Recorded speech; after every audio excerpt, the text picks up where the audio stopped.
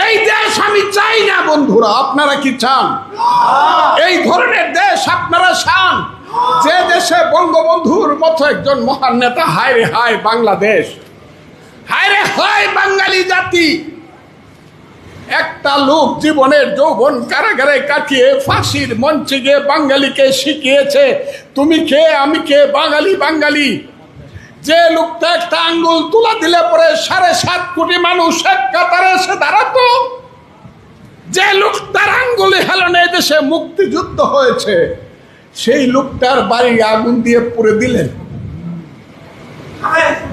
সেই বঙ্গবন্ধুর বাড়ি বুলডোজার চালায় দিলেন। কেউ প্রতিবাদ করলো না, সরকার কিছু করলো না, মিলিটারিরা চৌকিদারের ভূমিকায় অবতীর্ণ হইল। 7 জন বীর শ্রেষ্ঠ, সবাই সামরিক বাহিনীর লোক, তাদের স্ট্যাচুগুলা উপর তাকায় নামায়া পা দিয়া পাড়াইয়া পাড়াইয়া বাংলো, থুতু দিল, কেউ কিছু বললেন না। বীর শ্রেষ্ঠ কারা বন্ধুরা? বীরুত্তম কারা? বীর বিক্রম কারা? বীর প্রতীক কারা বন্ধুরা? মুক্তিযোদ্ধা কারা? আমরা।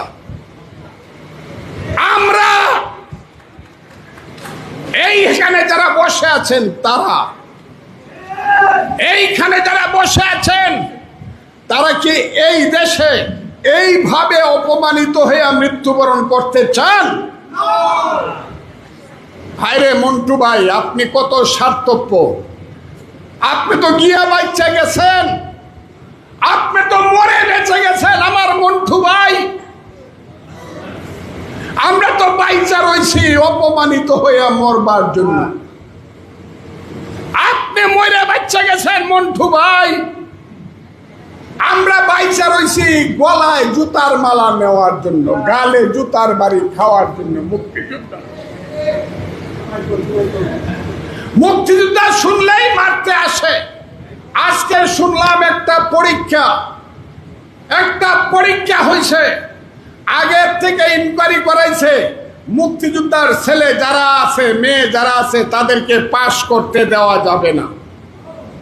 আমি আজকে শুনছি বড় পরীক্ষা, সেই পরীক্ষা বিসিএস হতে পারে, সেই পরীক্ষা শিক্ষকের পরীক্ষা হইতে উঁচু স্তরের শিক্ষক, একদম রেড মার্ক লাল কালি দিয়া ক্রস দেওয়া হয়েছে। মুক্তিযোদ্ধার সন্তান বা নাতি যে তারে কোনো চাকরি দেওয়া যাবে না। এই যে দেশ, এই দেশে কি আপনারা বাঁচতে চান মাথা নিচু করে নাকি প্রতিবাদ করে মরতে চান? আপনারা বলুন। আপনাদের তো বয়স হয়েছে, আমারও বয়স হয়েছে। যতই আমারে দেখেন, আমি কিন্তু আপনাদের সবার চেয়ে ছোট না। আমারও 77 বছর বয়স, আমিও 48 সনে জন্মগ্রহণ করা মানুষ। মুক্তিযুদ্ধের সময় আমার বয়স ছিল 23 বছর। কাজে আমিও খুব ছোট মানুষ না, যে কোনোদিন চলে যাব। আপন ভাই আমার আপন ছোট ভাই 6 বছরের ছোট, এই বাড়িদের আগের দিন মারা গেছে। কাজে আমি যে কোনো সময় চলে যেতে পারি। মৃত্যুর আগে শুধু আপনাদেরকে বলে যাই, মুক্তিযোদ্ধারা, আল্লাহর দোয়াই লাগে আপনাদেরকে আমি হাত জোর করে বলি, দেশটাকে আপনারা বাঁচান। আপনারা যুদ্ধে যাইতে হবে না, কিন্তু আপনার সন্তানকে আপনি বলেন যে বাবা দেশটাকে রক্ষা করো। 1, 2 হইল ঘরে বসে বসে এখন এমন টেকনোলজি আছে, প্রত্যেক মুক্তিযোদ্ধা তার জীবন ইতিহাস বলেন।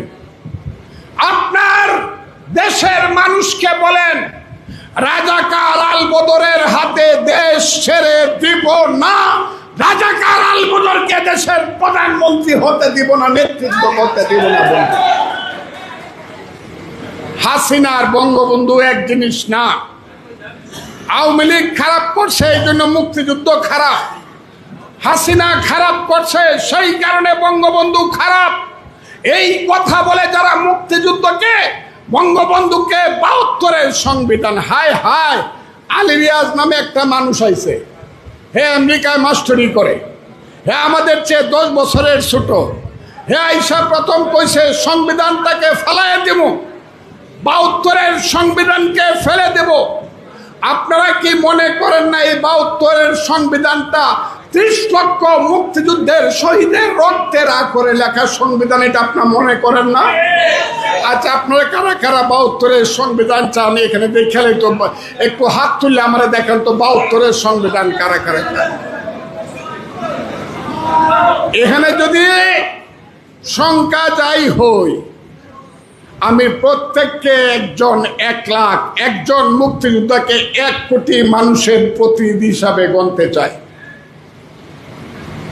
72-এর সংবিধান মুক্তিযুদ্ধের 30 লক্ষ লোকে শহীদের রক্তের আকরে লেখা সংবিধান।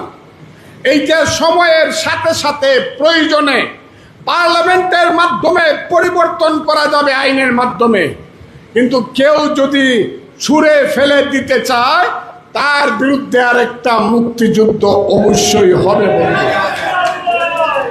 আমি আপনাদেরকে বলবো, আজকের যারা এইখানে আজকে যারা উপস্থিত, আমি তাদের মাধ্যমে বলতে চাই, কি বলতে চাই আপনারা সবটাই বুঝেন। আমি বলতে